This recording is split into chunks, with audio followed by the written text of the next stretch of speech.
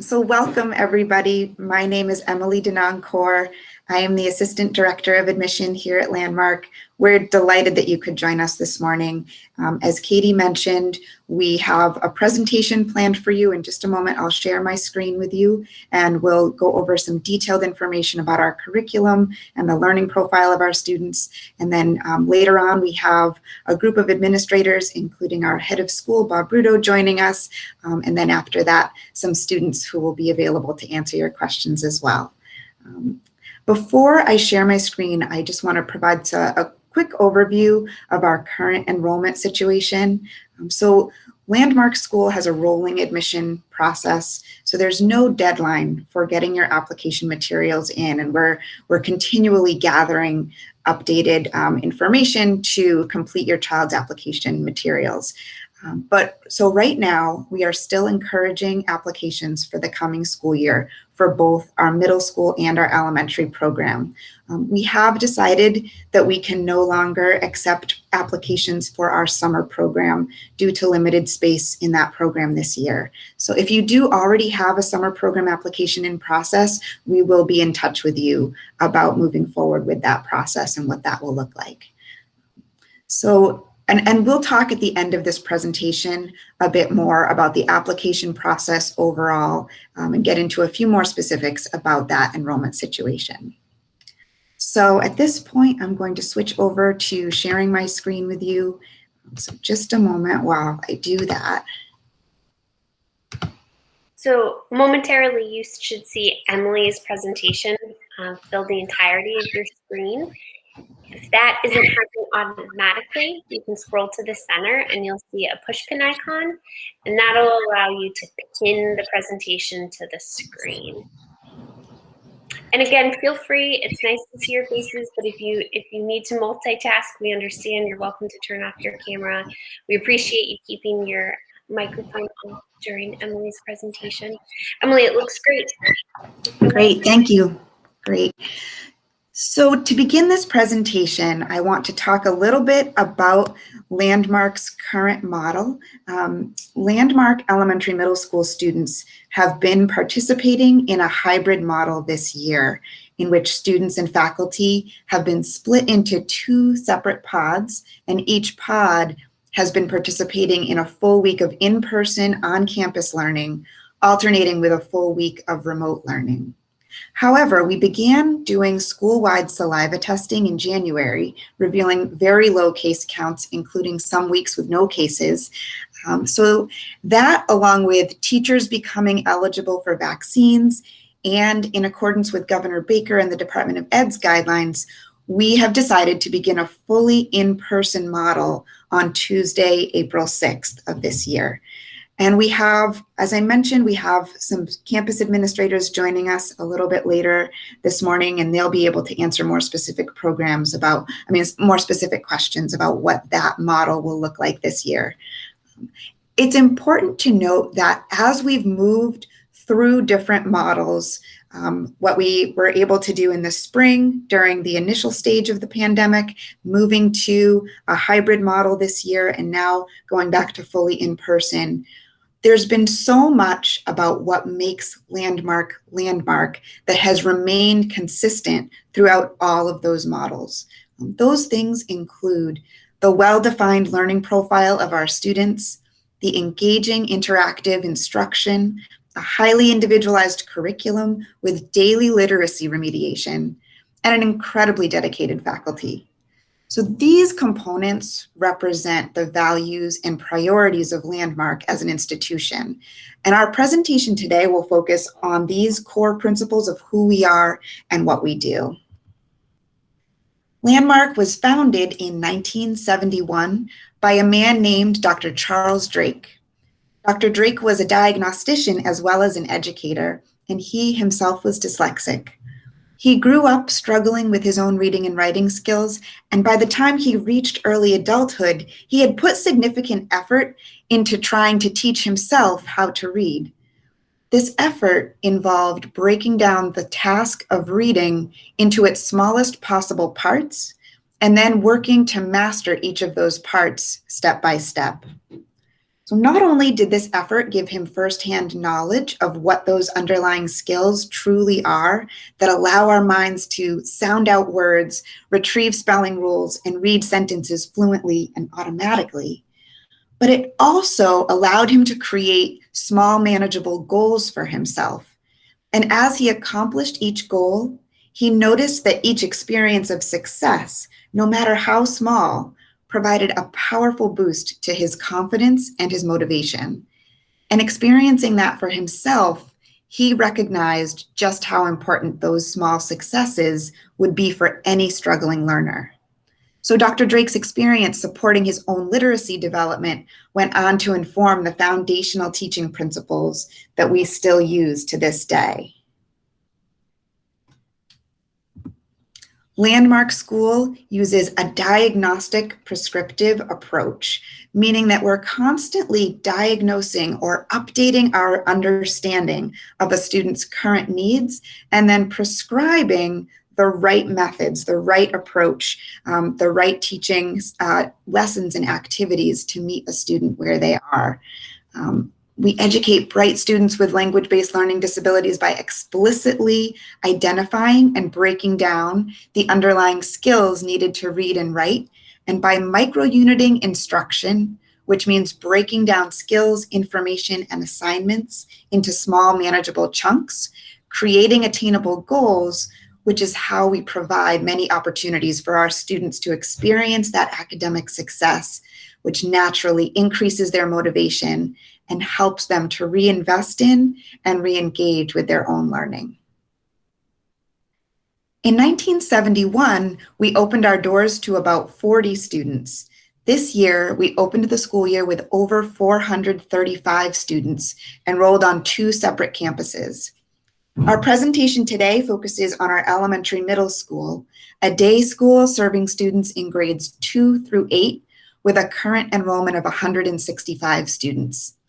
This includes an elementary program of 50 students in grades 2 through 5 and a middle school program of 115 students in grades 6, 7, and 8.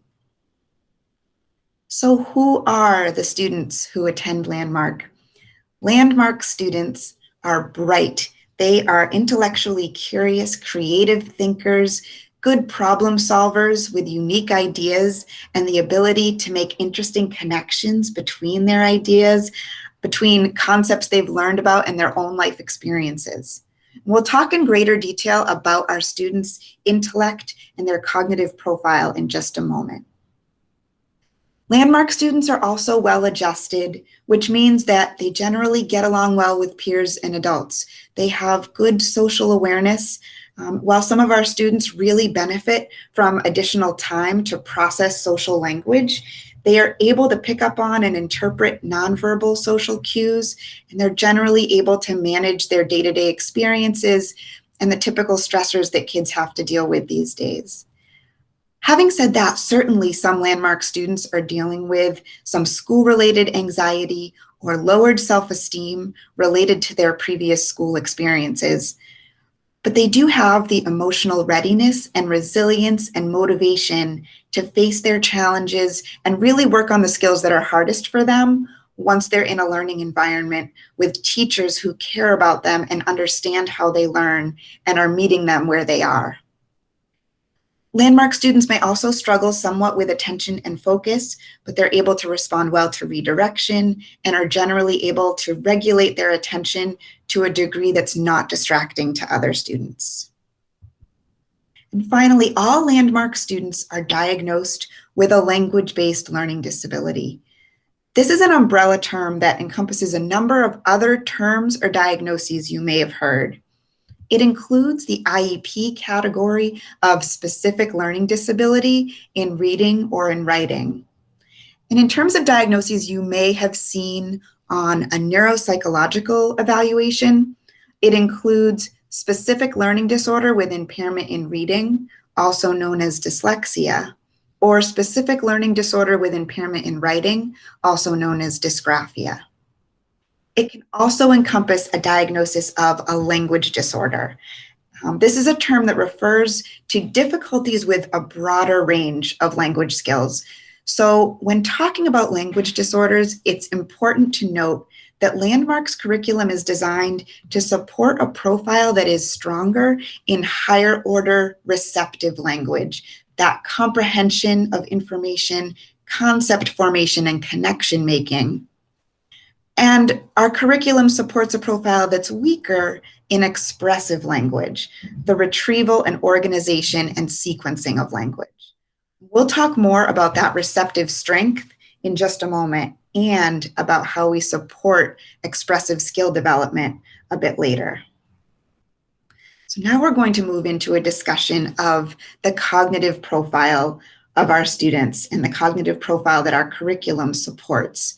So these terms on this slide you may have seen them if your child has received an evaluation including the WISC, the Wechsler Intelligence Scale for Children. This assessment is a really important requirement of our application materials. It's usually done either as part of a psychological or psychoeducational evaluation through a school district or as part of a neuropsychological evaluation done privately. So here we have these areas of strength and down below specific areas of difficulty that fall into these generally five realms that you would see if you've looked at WISC testing. These are called the index areas of the WISC. So to start with, verbal comprehension refers to strong conceptual understanding of the world. As we talked a bit about already, our students have wonderful and unique ideas and the ability to make connections, categorize, and associate their ideas. So perhaps your child loves stories and you hear them connecting something they heard in a story or saw in a movie to an experience in their own life. Or maybe they love the concepts they're learning in a nature science unit, and you go on a hike with them and you hear them connecting something they see on the hike to something they learned in science. So that higher order concept formation and connection making is a strength. Visual spatial perception and organization refers to the ability to perceive spatial relationships and work your way through visual information. So hands-on activities like building with Legos or woodworking or sculpting with clay or building a fort are great examples of activities that use this visual spatial strength. And being able to envision something in our minds and then being able to go back and build or create or put the pieces together to create that vision. That is a real life representation of that visual spatial strength. Fluid reasoning refers to the skill behind problem solving and logical thinking. So the ability to generalize information from a specific context to a larger context, or the ability to recognize a visual pattern and predict what comes next. This area of thinking is really tied to math reasoning and understanding number concepts, and we'll talk a bit about how the strength that our students have in this area informs our math curriculum a little bit later. And so moving on to the areas of relative difficulty for our students. These terms down below, again, these are from the WISC, and so in the context of WISC testing, they have specific meanings. So working memory here refers to the ability to hold on to information in the forefront of our minds and be able to work with that information in the moment.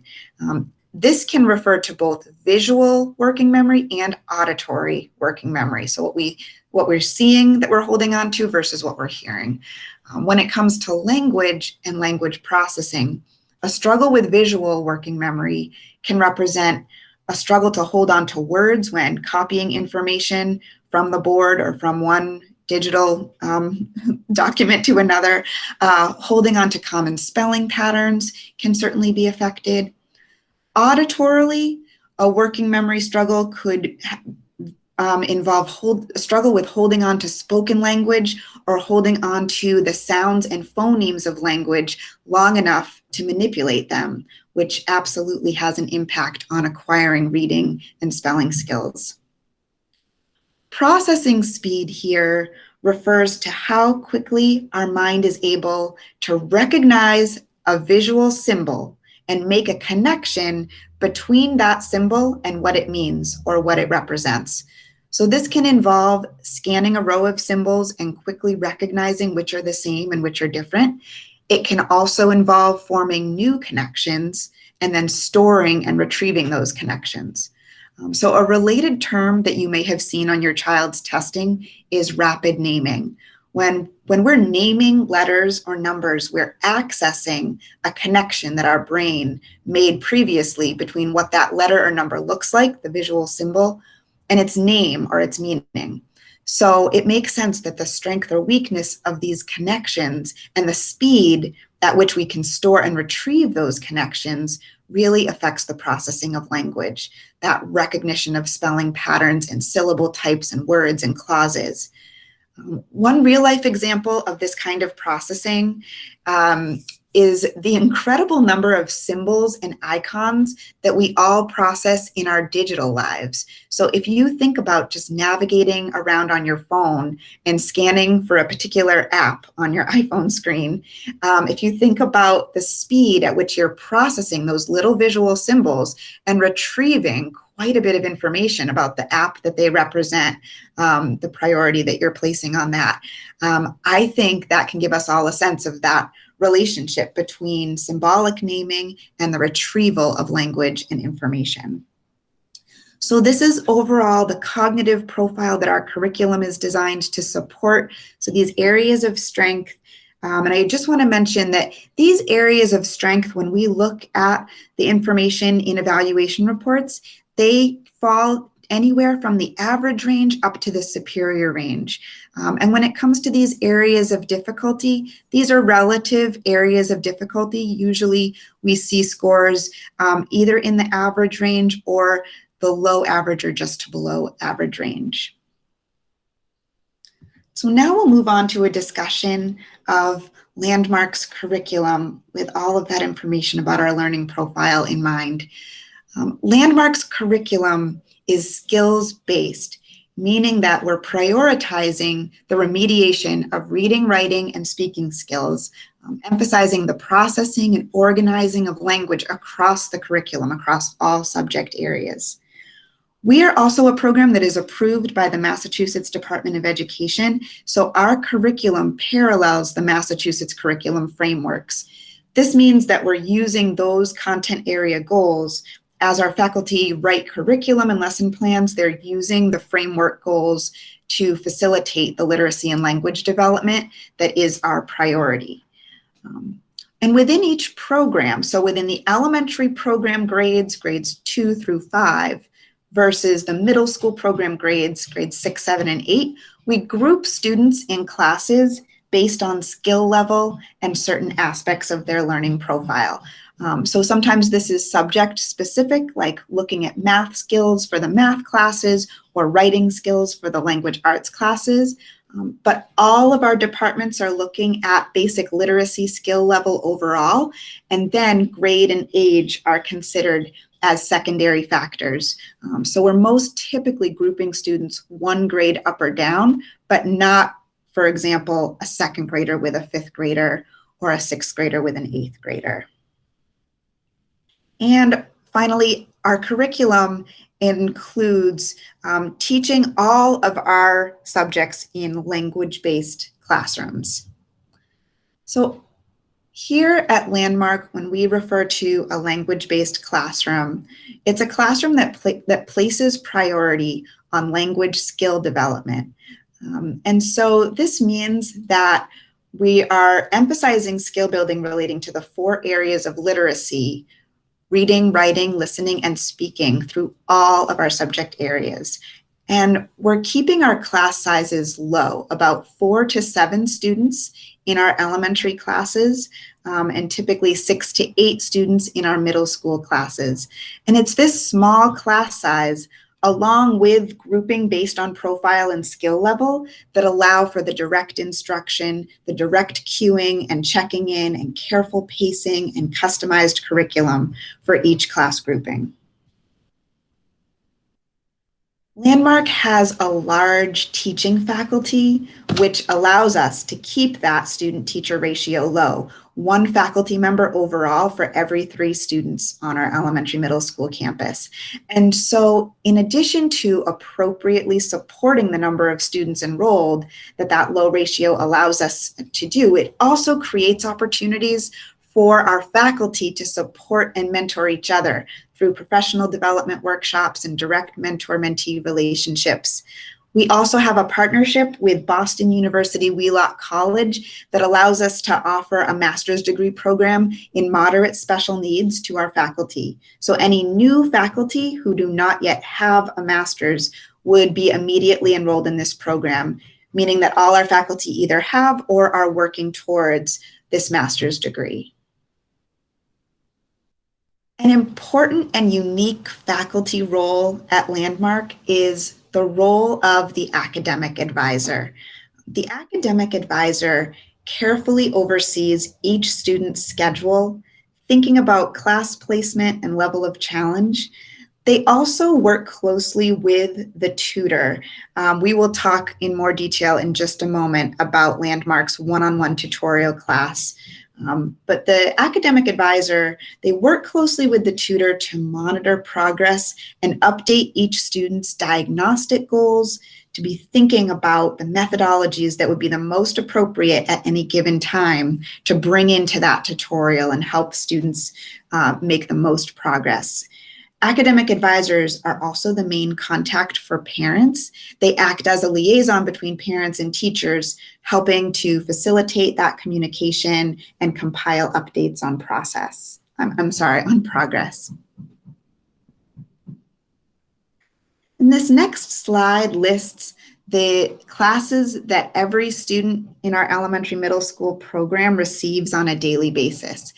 So the first thing I want to emphasize here is the fact that language skill development is spread across 3 separate periods of the day. So these first 3 periods listed, tutorial, language arts, and oral expression literature, we'll get into the details of these specific classes in just a moment. But overall, it's just important to note that those are 3 different periods of a student's day here that are all focusing on different areas of language skill development. And then the core curriculum is rounded out with math, science, and social studies. Every student at Landmark receives an elective period that alternates with phys ed class. And then elementary students have an enrichment period built into their schedule. And this refers to a time scheduled for fun project-based activities or discussions, perhaps a craft project relating to a theme from a science or social studies unit, or a discussion of an important topic like building and maintaining friendships. So these are the classes offered, and now we'll move into a more in-depth discussion of some of these really unique classes. The most important being the one-on-one tutorial class that every single student at Landmark's elementary middle school, the one-on-one tutorial is a class that every single student receives every day. So it's built right into their schedule. It's a typical class that everyone goes to. It's not a pullout, so no one is missing any other class to go to their tutorial. And this is a class that provides intensive remediation for a continuum of literacy skills. We look very carefully at all of the application materials that we have. We do our own placement screening, and we do some additional screening and assessments at the beginning of every year to really update our understanding of what specific literacy skills each student needs to be targeting. So that continuum can encompass skills like phonemic awareness, decoding, understanding and quickly identifying linguistic patterns, reading fluency, higher order reading comprehension strategies, spelling expectations, and other elements of written composition. Landmark School also uses a very individualized curriculum for this tutorial. So Landmark is not a school that uses one particular methodology. So for example, we're not an Orton Gillingham school or a Wilson school. We really feel that it's important for us to be able to draw from a number of different areas of curriculum and methodology to be designing this individualized, highly personalized tutorial for each student. So the different methodologies listed here are just a sampling of some of the programs that we might draw from when designing a tutorial for a student. They include the Lindemood Bell-Lips program to target that core level phonemic awareness, Let's Read and Merrill linguistic readers to really develop awareness of linguistic patterns and sight word recognition, Read Naturally and Great Leaps to be developing reading fluency, as well as materials authored by Landmark faculty over the almost 50 years that we've been in existence. So many of our faculty members have written wonderful worksheets and publications that they can share with each other and really be thinking about the similarities in terms of students that they're working with and what methodologies have worked well from one student to the next. So that's exciting as well. So that's our one-on-one tutorial class, the hallmark of a Landmark education that every student receives as part of their schedule. Another class that is unique in its model and curriculum here at Landmark and that every student receives as part of their daily schedule, the language arts class. This class refers to a highly structured approach to the writing process. And our language arts classes are based around thematic units. So for example, Shackleton's exploration of Antarctica or the history of the Hershey Candy Company. These thematic units generate a shared vocabulary and content that becomes the basis for our students' writing. And graphic organizers are used at every level: brainstorming, sentence writing, paragraph development, multi-paragraph essay writing, to provide that visual scaffolding of grammar and syntax, as well as the organizing and sequencing of ideas. One especially unique feature of these language arts classes is the heavy focus on collaborative sentence writing, which allows us to really delve into the heart of language functioning. For so many of our students, they're coming to us without automaticity, that automatic comfort level at the sentence writing level. So maybe they've had an understanding of basic sentence structure, but so often they were never given the opportunity to master writing a detailed, elaborate, powerful sentence to the point where it's automatic.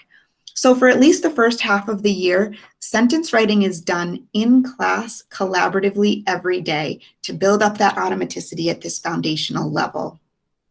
Our students are analyzing and diagramming the basic requirements of simple sentences, learning about parts of speech, how words function, how clauses and phrases function, and slowly adding in elaboration step by step, learning to make their writing as clear and powerful as they want it to be. And we also teach cursive here at Landmark, and I want to take a moment and talk a bit about that choice philosophically. Landmark really places importance on the teaching of cursive here. And this is a really research-based decision that the skill of cursive has been shown to activate and strengthen areas of the brain associated with language and memory, and to activate those portions of the brain more so than either printing or typing. So when a student is writing in cursive, they're really getting the opportunity to develop those language processing pathways, to be storing and retrieving the visual picture of language, the phonological information that they've learned about that language. They're really encoding that information in their brains in a deep way when they're writing in cursive. And so I think one thing that's important when we think about our curriculum overall, there's teaching a specific skill for the skill itself. So, a skill that students would use in real life is one thing, but there's also the importance of teaching a skill because of what that skill does to the brain and what it does for the learning of language overall. And that is why Cursive is so important and a piece of our curriculum that we have prioritized and held on to as an emphasis in our language arts curriculum. So the next class that is a really unique class at Landmark is called Oral Expression Literature.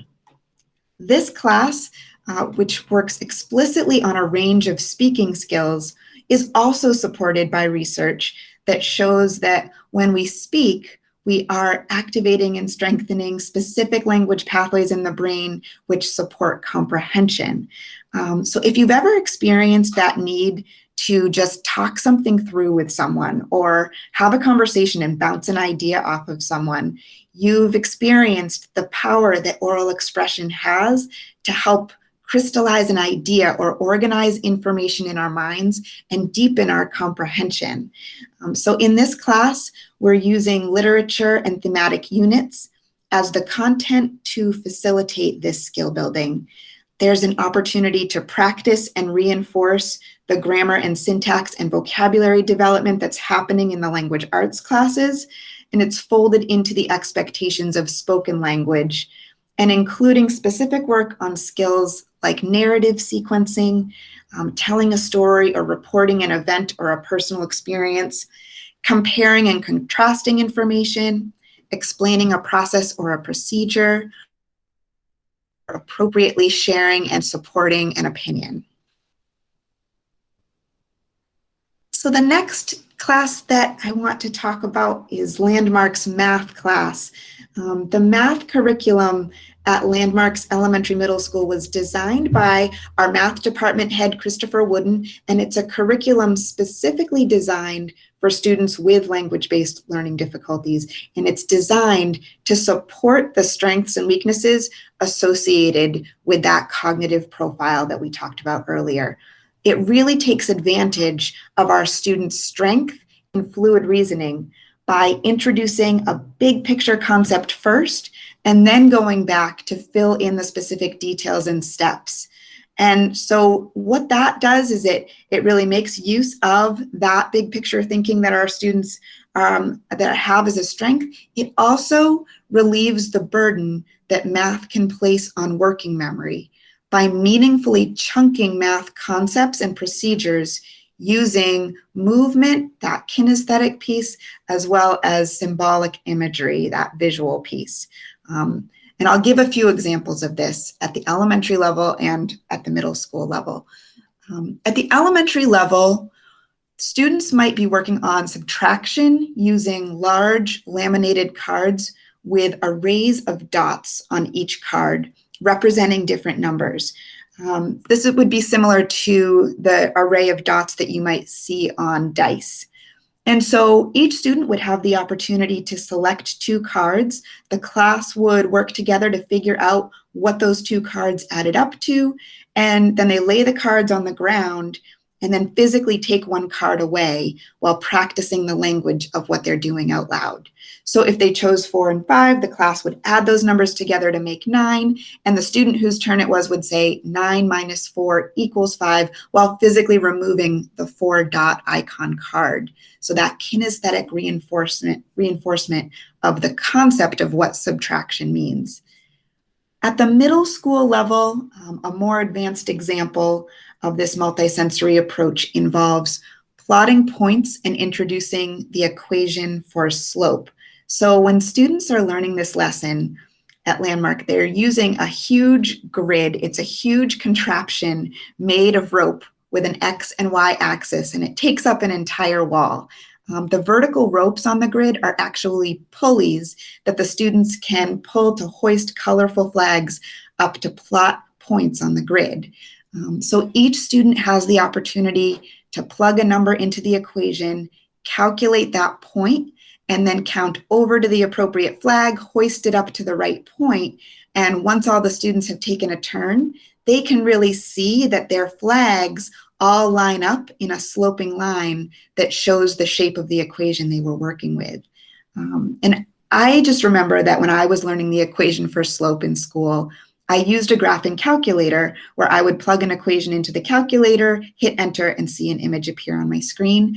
And so I just am so encouraged by this approach where students are really physically and collaboratively creating that image together and being able to form such a connection to the concept behind that equation.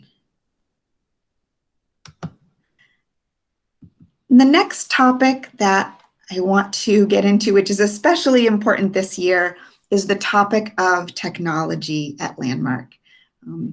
I think we've all started to use technology in ways that we couldn't have anticipated this year, but it's important here to restate that Landmark's commitment is to the development of our students' reading and writing skill mechanics, and our use of technology really reflects that priority. We want to maximize opportunities for our students to be forging and strengthening their language storage and retrieval pathways.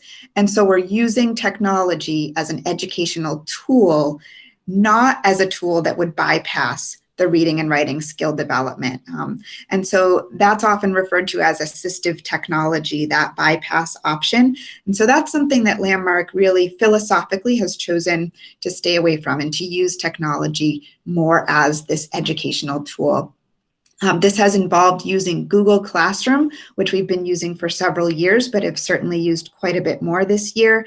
And Google Meet, the platform that we're using today, which has been used for our remote teaching weeks throughout the course of this year. We also teach a digital citizenship curriculum.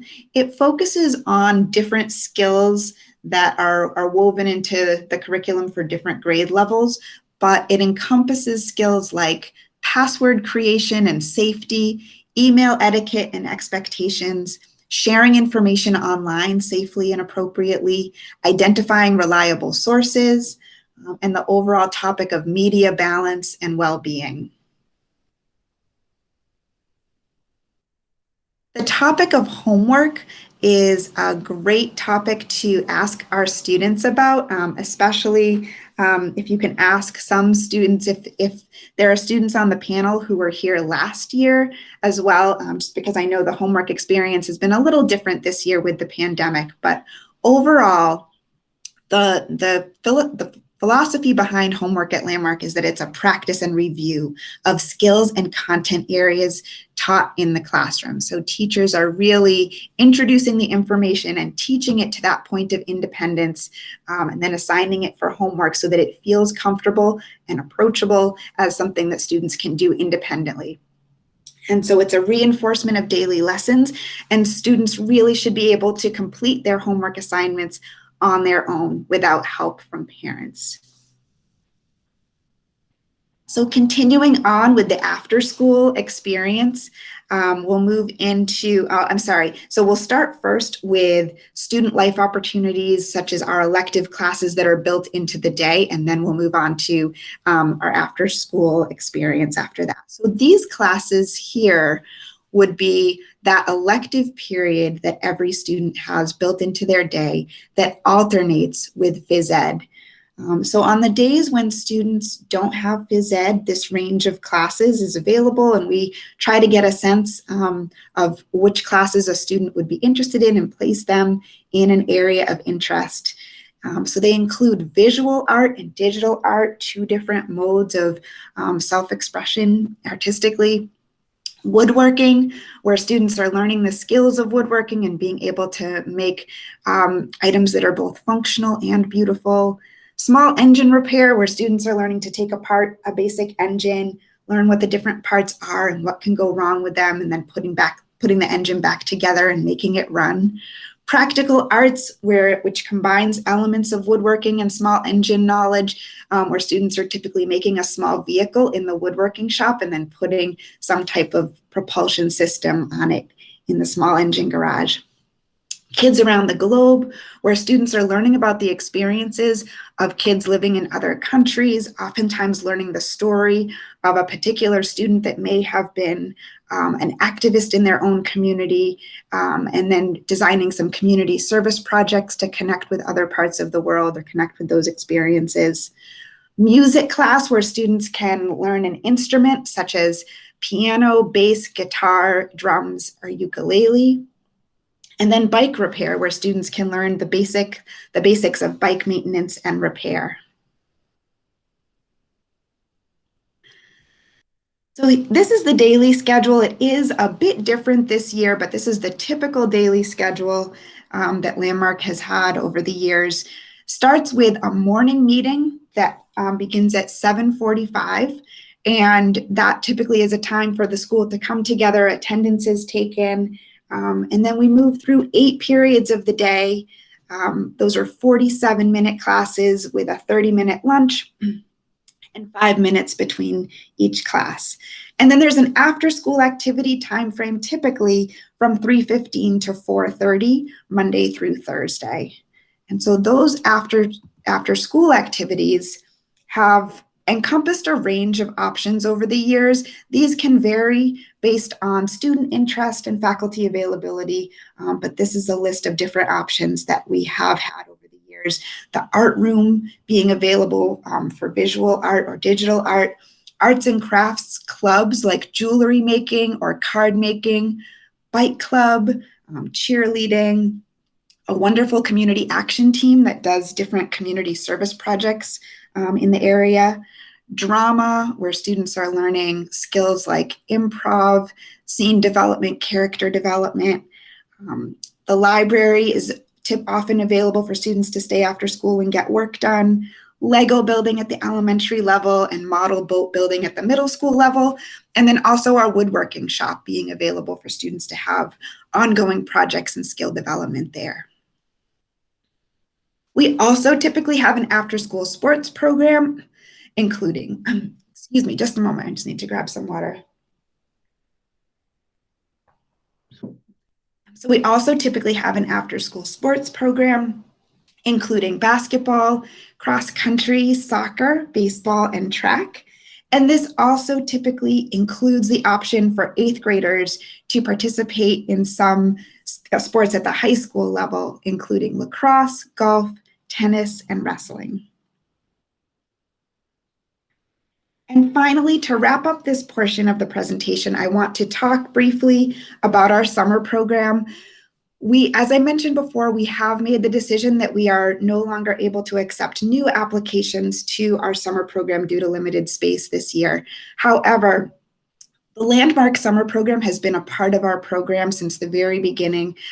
It's something that we absolutely expect to offer next summer, likely with a higher capacity. And we typically offer some afternoon recreational programming in addition to the 3 classes listed here. So the 3 classes here really are a microcosm of the classes that we already talked about during the presentation. So that includes the one-on-one tutorial, the language arts class focusing specifically on those elements of written expression that we talked about, and then language structure and literature, which includes elements of that oral expression literature class that we spoke about, as well as being an extension of some of the work that's done in the tutorial in terms of overall language structure, understanding root words, suffixes, prefixes, syllable types, all of that. So it's really intensive language skill development across 3 different periods in the morning. And then typically, and very likely to return next summer, some different afternoon activity options, including a marine science program where students have gone snorkeling and visiting different coastal locations.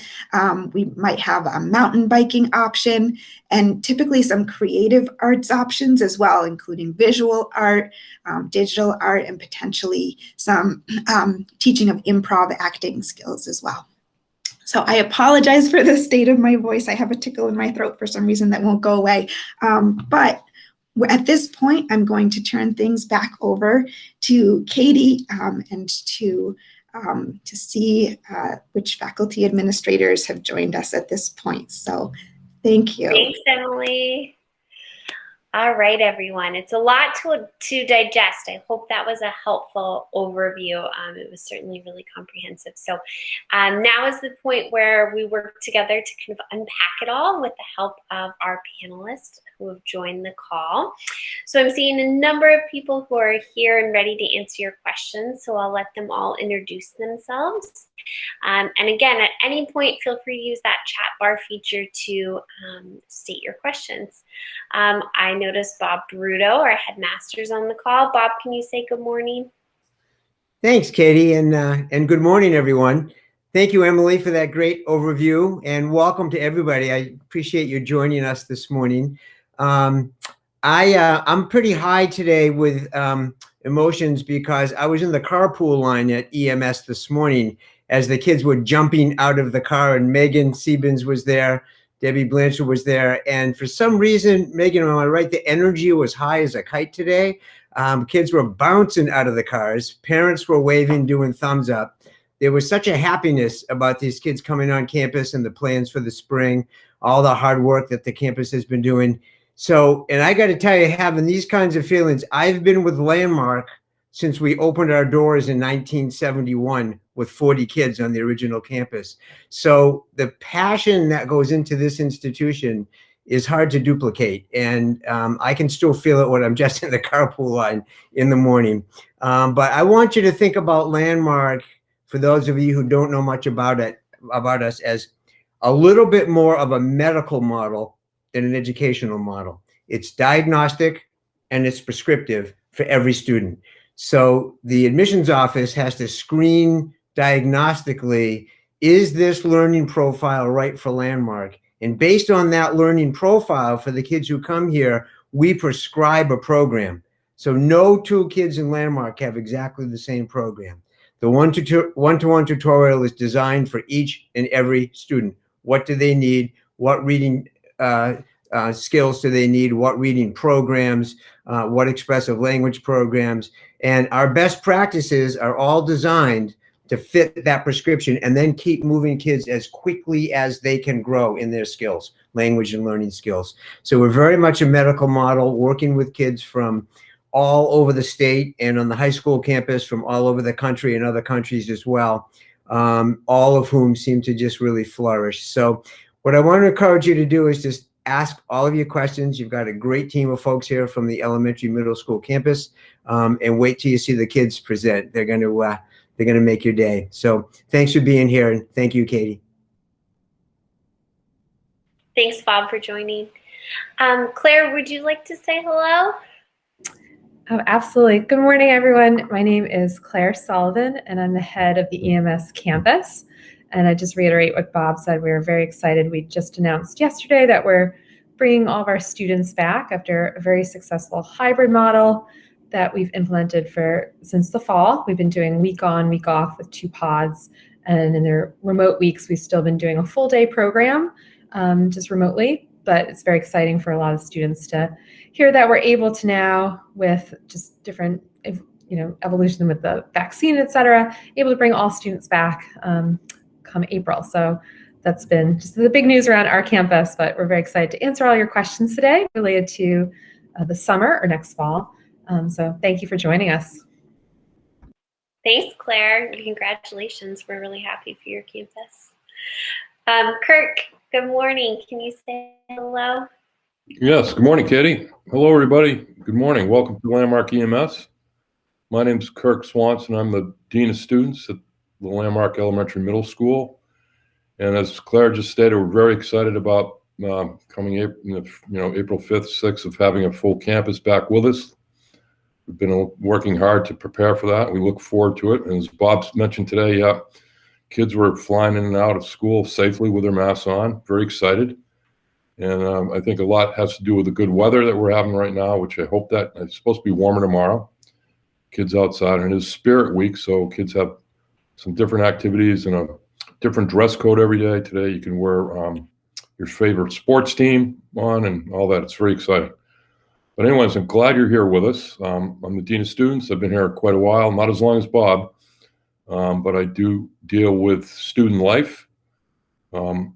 Tara Jolie Loudermilk, who's not here with us today. She's the Assistant Dean of Students, and we work closely together. And we have, our big job is to make sure everyone feels safe and comfortable, all the students, all the faculty members, part of the community. And we work in the summertime with our kids, the school year. And we, as we said, we want everyone to feel safe and comfortable here and be part of the school community. We have a lot of hardworking faculty members that make that happen. But we look forward to you visiting us someday and being on campus live when we can do that. And we hope that it works so that your children can join us sometime this summer or next year. Glad you're here. Thanks for the visit. Thank you, Kirk. Last but not least, Megan Stevens. Good morning. Hi, thanks, Katie. I'm Megan Siebens. I'm the reading supervisor and the testing coordinator at the elementary middle school. So I help oversee all of the tutorials, make sure that we're in the right direction for each student and that they're getting what they need as far as reading. And then looking at all of our assessments and evaluations that we provide on campus is my job.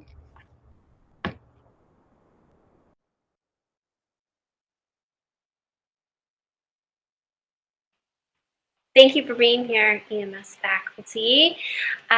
So families, what would you like to know? This is the time where you get to ask questions. Looks like, Leslie, you raised your hand, which is great. You can unmute yourself and ask your question. We're happy to hear your voices, or if you'd rather just type a question, that's great too. But Leslie, you can lead us off. Thank you. Thank you. So I've been told by our neuropsychologist, pediatrician, or advocate, obviously, that Landmark is the perfect school for our daughter. But my worry is she is a very well socially adjusted 12-year-old who has great friends in the school she's at.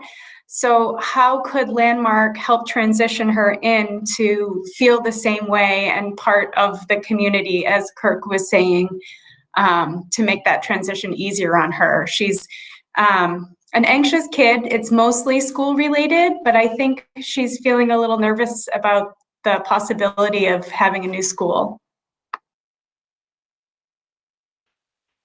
Really good question. Yeah, and so I'll let our panelists address that. And then additionally, we should ask that of our students, because I know they can speak from firsthand experience of what that felt like to leave their current group of friends.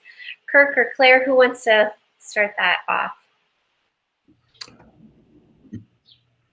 Okay, I'll jump in. Claire, you can jump right behind me if you want. But yeah, great question, Leslie. You know, we have kids grades 2 through 8 from, you know, close by and all over the state. And it is, you know, coming to a new school, different school. And one thing I'll say is, I think within a few days, and definitely ask our kids, they'll have definitely great answers, that kids feel comfortable here.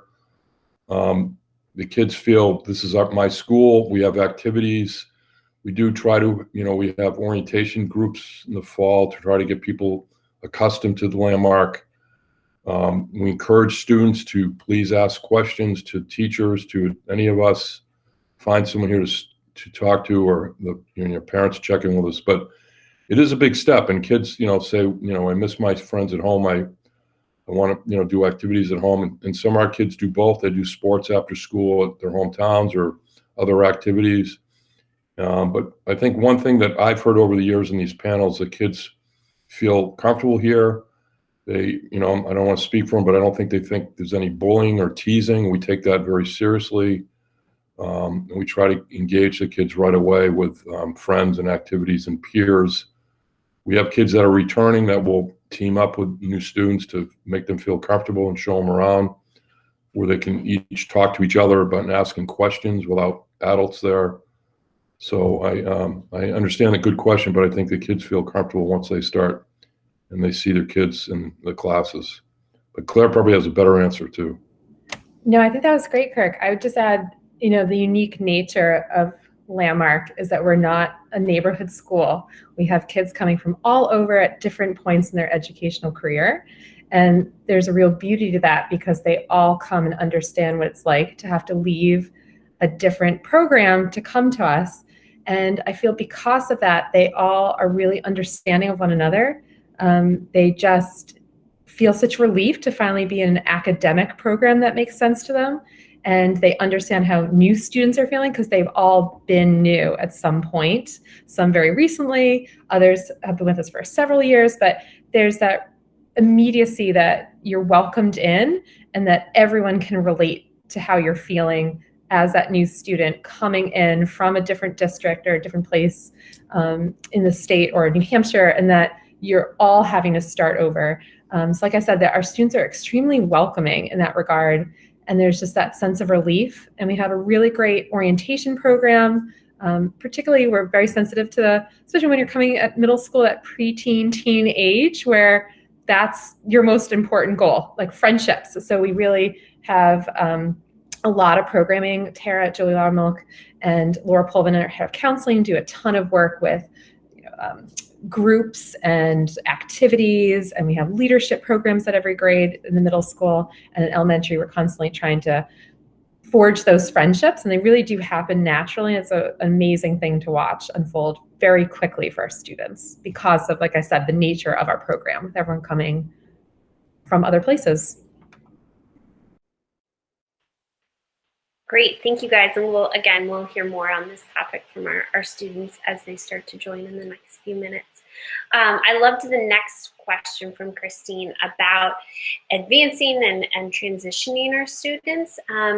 Perhaps Megan, do you want to speak to that and how we help determine if students are ready to make the leap? Yeah, definitely. So as Bob mentioned, our goal is not to keep students who don't need to be here. For every child, that's a very different process because it's going to depend on the support system that they would have outside of Landmark and the skills that they've been able to build up, which are going to be very different for each kid as they're here. So because of that, and because of the uniqueness of our programming, our students, and their education, you'll each have an advisor that you're paired with and that your student is paired with. And those advisors really get to know your student academically and what they need. So we wouldn't necessarily have a meeting where we say, your student should leave here. What we would do is have a conversation about what do you want for the next steps of your education, and what is your student going to need to achieve that? And we would help you look into the transition and the programming that you're looking at, whether that's a public school, a different private school, or a different setting in general. And then in addition to the advisor, we also have Carl Polkinen and a team of public school liaisons that also handle guidance and transition. So there's a whole group behind you kind of figuring that out, what is best for your student.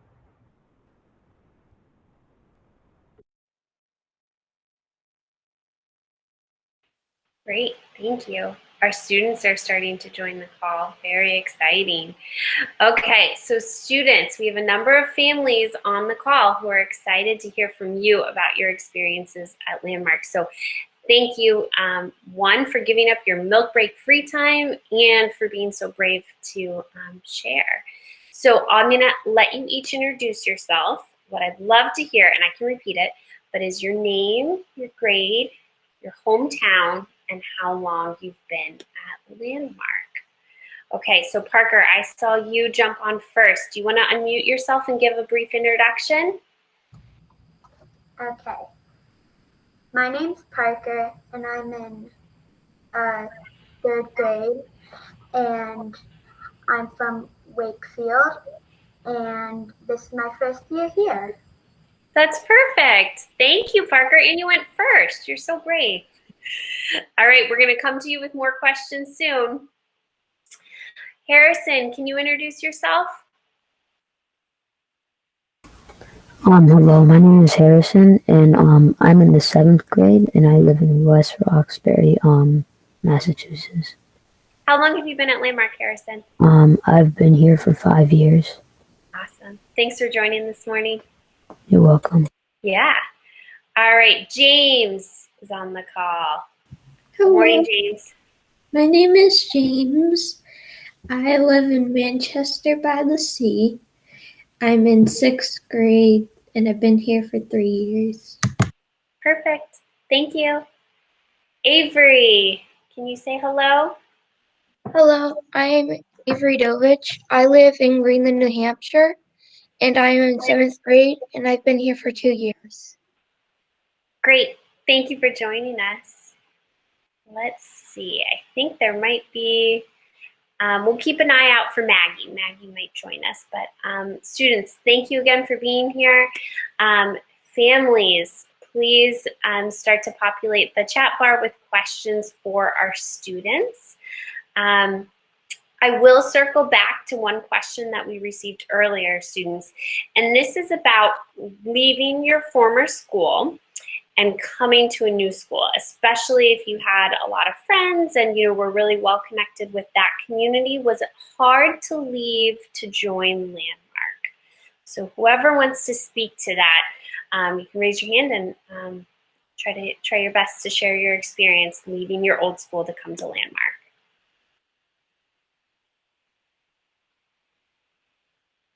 Go ahead, Parker. So should I say it right now? Yes, please. Okay. Well, it was a little bit hard because I made a bunch of friends. But once when it was like the first week coming here, it was super fun here. So, Parker, are you able to keep in touch with your friends from home, from your last school? yes. How do you do that? By like calling, and I can still sometimes like go to the school, my old school. Yeah. Nice. Go to the playground. Great. Avery, what was your experience like? My experience was, it was okay. I liked my old school because I had friends there, but I got pulled out a lot. But in this school, you don't really get pulled out, and it's a lot more fun because you get to hang out with a bunch of friends and stuff. Great. Was there anything that particularly helped you make that transition into school smoother? There was a few people that came up to me the first day of school. Can I say their names or? Yeah, that's fine. Okay, so Maggie, Jackie, Ella, and Paige all came up to me and asked if I wanted to hang out with them for a day, and that really helped me feel comfortable at the school for the first few days. That's great, Avery. Thanks for sharing. Another good question just came in. For the students with long commutes, what do you do during your drive? Are you tired in the car? Harrison, do you want to speak to the commute and what that's like for you? So, my commute is an hour and 15 minutes. The law on the bus is that that I can't be on the bus for more than an hour. Since the pandemic hit, it's been more like 45 minutes to get to school. So it's much easier for how it is. And my commute, sometimes there's traffic, sometimes there's not, but it's still really fun. There's a lot of places that you get to see when I get to see when I'm driving, when I'm on the bus. So it's really pretty much fine for me. Do you do anything while you're sitting there? I have an MP3 player. I usually listen to music. Nice. Great. So if Avery, you have how like about an the commute from New Hampshire? yeah, MP3 or something. No, I think you're right. Avery, how's your drive? My drive's okay. I normally sometimes sleep, but I'm normally talking to my mom a lot. So we get to talk a lot and like spend a lot of time together. So Nice. So Avery and Harrison, with the remote being 1 week off, 1 week on, do you prefer the weeks where you don't have to drive to school, or do you prefer the weeks you're doing the commute? I'm just curious. I prefer when I do the commute, because there's this one other person on my bus, Max Masalas. He's really fun. He's in the 5th grade. He's really fun to talk to. Nice. Avery, what about you? I like commuting because when I stay here, I don't get to walk a lot, so my legs get really tired. But when I'm at campus, I get to walk a lot more and get fresh air and stuff. Yeah. Students, before you came on, we were all saying how excited we are that you get to be, starting in April, get to be on campus for the rest of the school year. It's really going to be great. Okay, families, what else do you want to hear from the students about their Landmark experience? Feel free, these guys are happy to candidly share their experiences. Students, while questions come in, I'm going to just keep going with my own questions. One of the topics that is usually great to hear from you guys is about homework at Landmark and how it might be different from homework at your last school. So maybe I'll start with you, Parker, as a new student and homework. What are your thoughts? The homework is sometimes hard, sometimes easy, and sometimes super fun to do. And the homework's great. And that's really it. Yeah, are you able to do your homework on your own, or do you need your parents to help you? Well, sometimes they have to read the questions, but usually I can just do it on my own. Oh, good. That must feel nice. Great. Anyone else want to add in about homework at Landmark? Yeah, James, please. Well, the difference ones from my school and the other school was mostly they gave me just a packet to do, while Landmark, it's mostly a sheet with the level of your grade, and it's either one-sided, two-sided, or there might be a little bit more. And it's a little bit more simple, but it's still homework. Yeah. So it doesn't stress you out. Oh, good. Glad to hear. Harrison, did you want to add something? So homework here, I think it's not that easy, but sometimes it's easy, sometimes it's hard. It's just a mix in between, so it's just right. Great. Harrison, I'm going to stick with you for this next question. Your favorite special, or elective at Landmark? What's been the favorite activity you've done during your day? All students are going to get to answer this. So favorite one was probably Kids Around the Globe.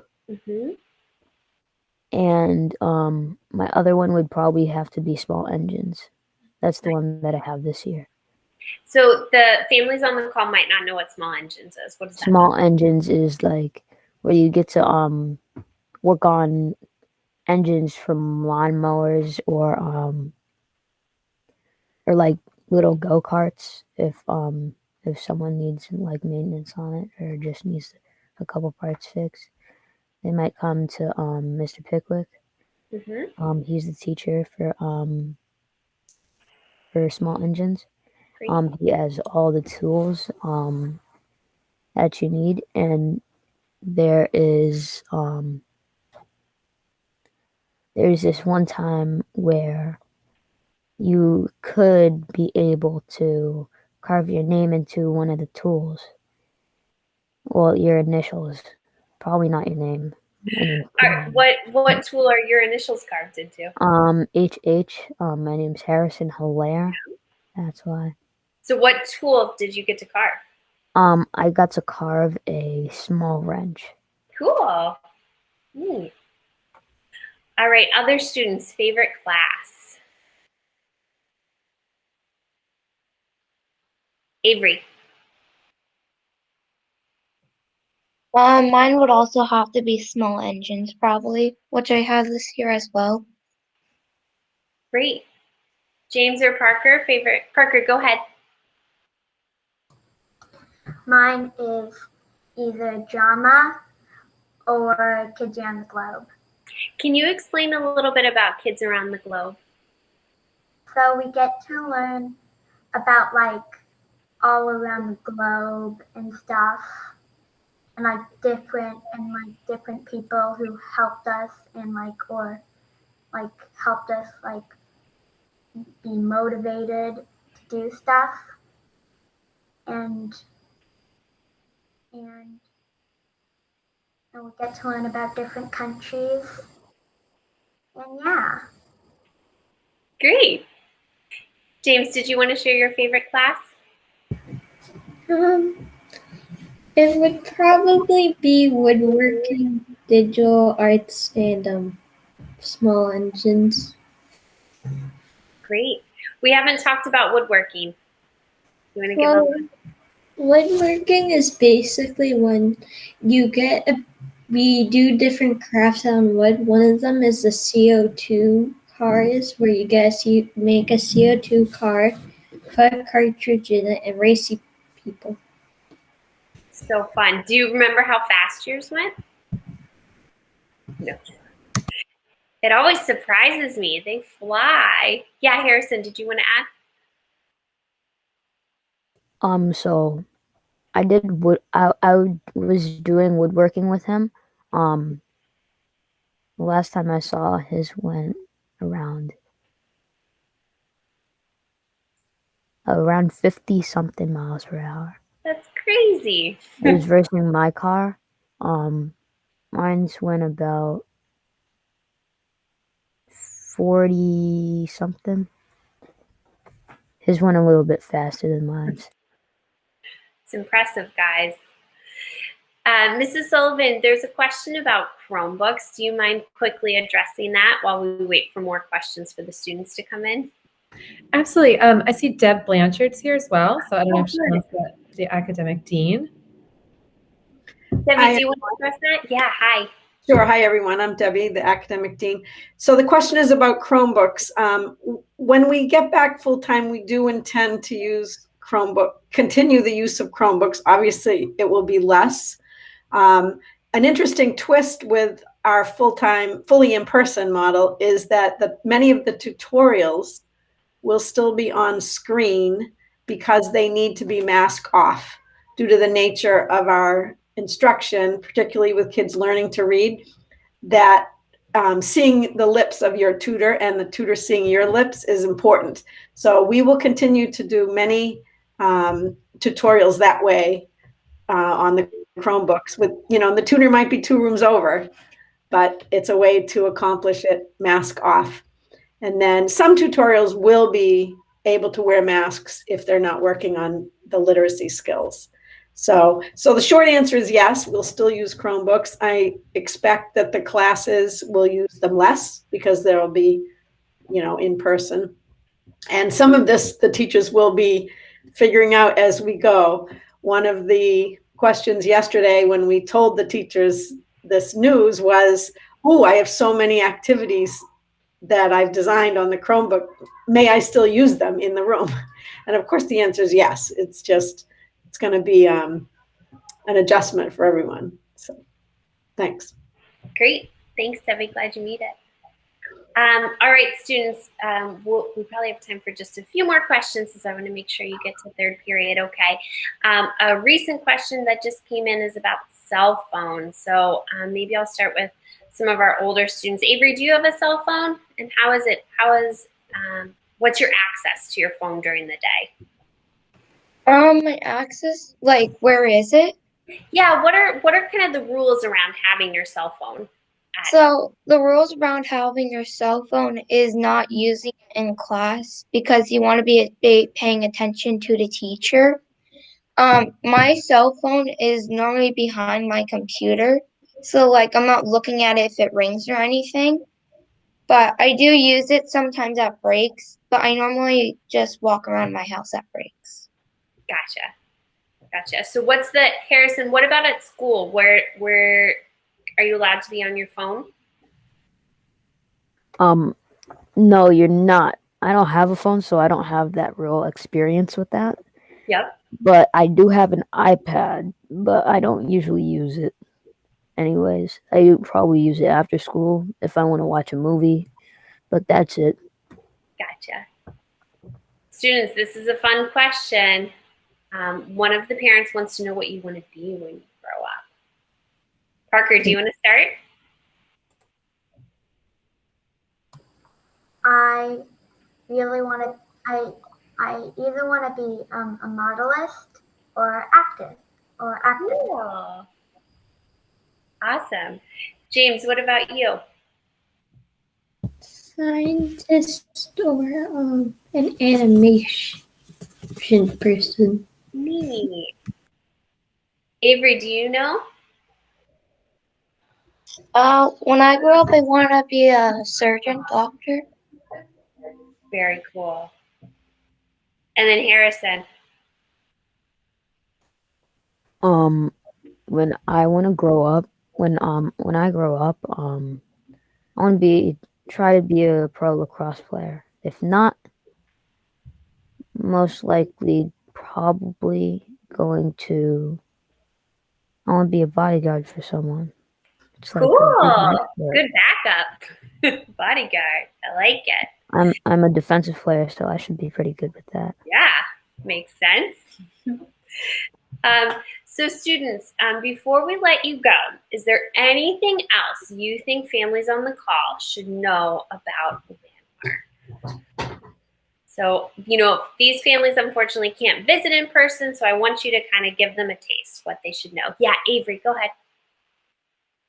The food at Landmark is really, really good. And it's the treats every day are like, they're a surprise, and it's exciting to know what is up for like lunch or milk break. Yeah, so fun. James, what do you want to share? What's special about Landmark? They don't really take you out of your classes for like normal school when you have a problem. They have a class for that, tutorial, and have different classes. You also get to walk around. Yeah, great. Harrison. The one thing that is really nice about this is this specific time, because you get to have it's a 20-minute break in the like in the first half of the day, where you get to have something to eat, hang out with your friends, and then you get to go back to your class, which makes it much easier for you the students to be around an environment like that. Yeah. To get outside instead of staying cooped up inside of a building. Yeah, it's important to have that break. And we're really grateful to you guys, students, to give your break time to us and these families. Parker, I'd love to hear, what do you think? What do they need to know about Landmark? That the teachers are super nice at Landmark, like really nice. Yeah, good. Students, we really, really appreciate you guys. Thank you so much. I don't want you to be late for third period, so go ahead and sign off, but thank you. Thank you for having us here. Thank you. Absolutely. Good job, students. Way to go, students. Nice job. Thank you, students. Thanks, guys. Nice job. Yeah, so great. Families, I'm sorry we went a little bit over, but it's hard not they're just too cute not to want to keep talking with them. So thanks for hanging in there with us. And again, this recording will be sent to you in case you want to share it with your student or significant other or whoever. I'll turn it back over to Emily to wrap us up. And thank you again to all the administrator panelists as well for sharing your time. Yes, thank you, faculty, for being here. And thanks again. I know the students have left, but I thought they just did a wonderful job. It's always my favorite part of the visit. So to wrap up the morning, I want to just go over our admission process, and I'll just talk again briefly about our enrollment picture for the coming year and how that affects the admission process moving forward. So Landmark has a rolling admission process overall, which means that we are constantly gathering application materials to complete your child's application file. There's no specific deadline to apply, but that's also why we have to be so sensitive to space availability at any given time. You can begin the application process by downloading a modifiable PDF from our website, from the admission section of our website, and completing that and emailing it back to us. And your answers on that application really help us determine what additional documentation would be needed to complete your child's file. The most relevant information that you can send to us right away would be any diagnostic testing that your child has, either a psychoeducational evaluation from the school district or a neuropsychological evaluation done privately, a most recent IEP, most recent school reports, progress reports, or report cards are really helpful. And then we'll work with you to gather any additional materials and complete that file. When the file is complete, we will let you know that, and that means that we begin a formal review process, really carefully looking at all of the materials that you've submitted and doing any follow-up, so reaching out to evaluators or educators that you've given permission for us to contact, having conversations, and then meeting as a team here to really determine if our curriculum and program are the right fit for your child's learning profile and for their current educational needs. And if we determine that we are very likely to be the right fit, we move forward and schedule an appointment that would take place virtually this year. It includes a placement screening where we administer some tasks to get an updated sense of your child's literacy skills and their approaches to learning regarding their memory, their visual spatial skills, and some vocabulary. And then we also do a virtual interview where myself or another member of the team would get an opportunity to chat with your child and get to know them better, talk a little bit about Landmark and why the way that Landmark teaches would be a good fit for how they learn, and also answer any questions that they have. And very likely, we would be able to provide the final admission decision to you at the end of that conversation, and then have a conversation with you about next steps at that point. So that's the process. In terms of our enrollment picture, we are still encouraging applications for both elementary and middle school for the coming school year. The enrollment picture is a bit tighter at the at the middle school level. So in terms of middle school applications, we're at a stage where we're approaching capacity in that program, and we'll need to be in touch with everyone either with an application in process or beginning the application process now. We'll need to confirm space availability once we've had an opportunity to do our full review and be in touch about scheduling that virtual appointment. We'll really provide an update at that point about the likelihood of being able to offer an actual spot for next year. In terms of the elementary program, there's a bit more space available right now. And so there's a stronger likelihood that if you're starting the application process now for elementary, that we would likely be able to offer a spot by the time that you complete the process. But again, because it's a rolling process, we will just keep everybody updated who has an application in process, and just sending out any specific updates that we have in terms of approaching capacity or space limitations for next year. And then, as I mentioned earlier, We have made the decision that we're no longer able to accept applications to our summer program. So if you have an application in process to the summer program right now, we will be in touch with you specifically about moving forward either with that process, and we can also discuss the option of potentially rolling the application over to next summer at a certain point. So thank you all again for being here this morning. We really appreciate this opportunity to spend time with you, to share information with you, and especially to share our students and our faculty with you. So thank you. Please be in touch with questions. Have a great rest of your morning.